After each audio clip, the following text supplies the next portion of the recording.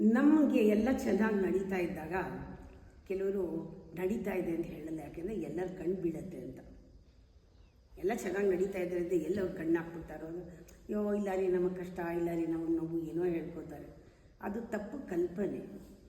ಬೇರೆಯವ್ರ ಕಣ್ಣು ಬೀಳೋದು ಅಂದರೆ ಅವ್ರ ಯೋಚನೆ, ನಿಮ್ಮ ಬಗ್ಗೆ ನಿಮ್ಮ ಭಾಗ್ಯ ಏನು ಅವ್ರ ಯೋಚನೆನಲ್ಲಿ ಹಾಳಾಗಲ್ಲ. ಅವ್ರ ಯೋಚನೆನ ನಾವು ದೃಷ್ಟಿ ಅಂತೀವಿ.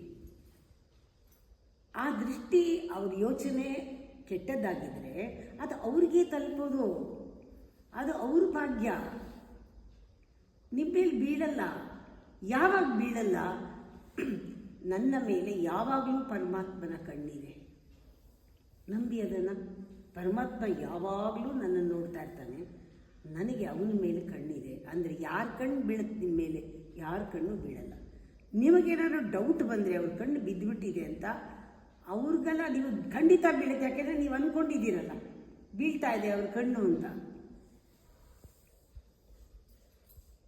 ಆವಾಗ ನಿಮಗೆ ಪರಮಾತ್ಮನ ಕಣ್ಣು ನಿನ್ನ ಮೇಲೆ ಬೀಳ್ತಾ ಇದ್ದಾಗ ಯಾರು ಹೇಗೆ ನೋಡಲಿ ಆಶೀರ್ವಾದನೇ ನಿಮಗೆ. ನೀವು ಕನೆಕ್ಟ್ ಮಾಡ್ತೀರಾ, ಆಶೀರ್ವಾದದಲ್ಲಿ ಕನೆಕ್ಟ್ ಮಾಡ್ತೀರಾ, ಅವ್ರ ಆಶೀರ್ವಾದ ಬರುತ್ತೆ. ಆವಾಗ ನೀವೆಲ್ಲರ ಹತ್ರನೇ ಏನು ಹೇಳ್ತೀರಾ? ಫಸ್ಟ್ ಕ್ಲಾಸ್ ಆಗಿದ್ದೀನಿ ಅಂತ ಹೇಳಿ ಕಣ್ಣು ಹಾಕಲ್ಲ ಅವರು.